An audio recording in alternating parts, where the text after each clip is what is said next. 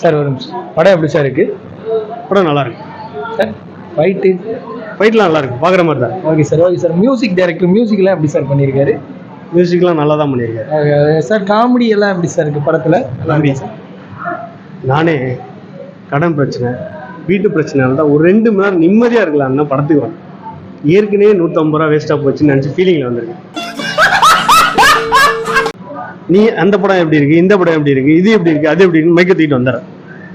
தயவு செஞ்சு கம்முன்னு சார். இல்லை சார், படத்தை பற்றி ஒரு 4 வார்த்தை நல்லபடியாக சொல்லுவீங்க அப்படின்னு. என்னைக்காவது படம் பார்த்துட்டு வர மனநலமை எப்படி இருக்குன்னு விசாரிச்சிருக்கீங்களா? நம்ம குடும்ப சூழ்நிலை எப்படி இருக்குன்னு விசாரிச்சிருக்கீங்களா? உங்களை பற்றி விசாரிச்சு நாங்கள் என்ன பண்ண போகிறோம் சார்? இப்படி சொல்ல வரல, நான் படத்தை பற்றி ஒரு 4 நல்ல கருத்து சொன்னீங்கன்னா மக்கள் கேட்டுக்கிட்டு பார்க்கலாம் அப்படின்றதுக்காக சொல்ல வரேன். வேற என்ன? மக்கள் நல்லா இருக்காங்களோ இல்லையோ, நான் 150 ரூபா போயிடுச்சேன்னு மன வருத்தத்தில் இருக்கேன். நீ வேற வெறுப்பத போ சார். ஒரு 2 வார்த்தை. டேய் போடா. சரி போடா.